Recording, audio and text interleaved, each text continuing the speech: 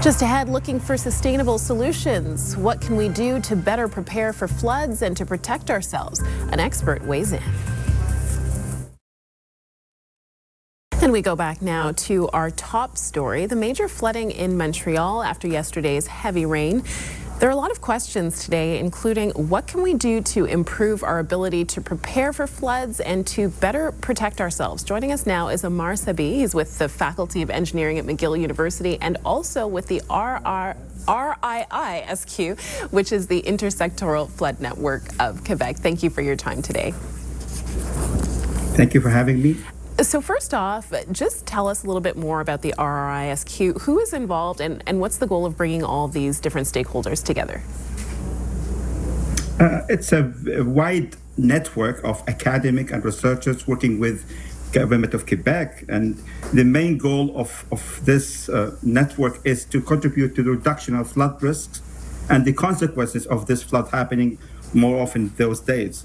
So usually there are maybe a few tens of researchers at multiple universities in Quebec, and they are working closely with the government to provide some solutions to improve the method of protecting our communities from flood and what's going to happen in the future with more often floods happening every year. Exactly. It's happening with increasing frequency, it seems. And you also say that flooding is a complex issue. So what makes it so difficult to deal with?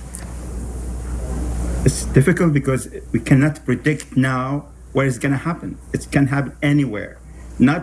We used to have this flood happening very close to the rivers, and we are sometimes prepared to deal with it. But now it's happening everywhere. Now we can see the floods happening every possible location within the city of Montreal or any other cities in other provinces. It's happening, and we cannot predict where exactly it's going to happen. And also, at times we wouldn't expect necessarily. Yes, it's summer, and we have 100 to 150 millimeters of rain within 1 hour. The current underground water infrastructure is not able to handle this amount of water within this short time. That's why we see the water accumulating everywhere and leading to the flood or the flash floods in multiple streets and neighborhoods and even shop centers. And you know, people are obviously frustrated. You know, they're looking for someone or something to blame, and we hear all kinds of things. It's climate change, it's outdated infrastructure, it's the municipal government's fault. When we look at city streets, it's the province's fault when we're looking at the highways. So ultimately, who or what is responsible? All of them. Because we know the flood is happening, and we should learn from the lessons from previous years.